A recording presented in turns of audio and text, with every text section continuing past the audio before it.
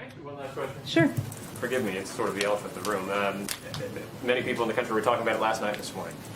Does the president regret saying what he said about Peter? Can you shed some light if you have had any conversations with him today about what happened last night? Well, I would say what's most important, and it's Peter sitting here, so this is kind of a funny thing, but the president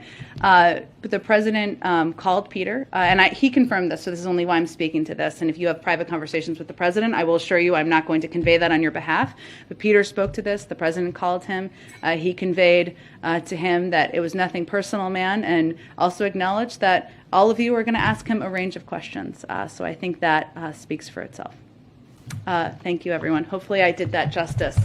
Can't confirm. Person familiar. Person familiar. Okay.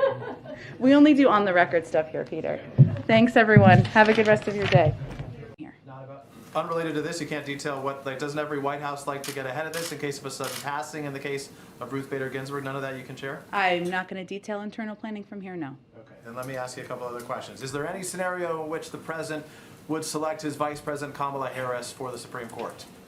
Again, I'm not going to speak to any considerations, preparations, lists, and as we've stated earlier, and you heard the president say, there's a long history of Supreme Court justices determining when they may retire, if they retire, and announcing that.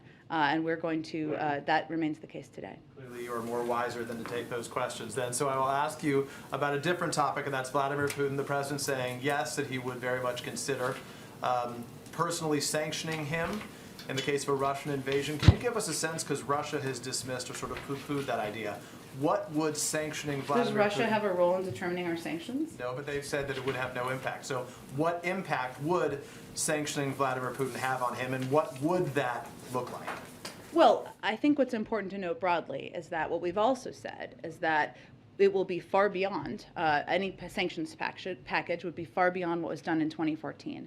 And that includes impacting business and economic interests of President Putin and the leadership of the Russian government.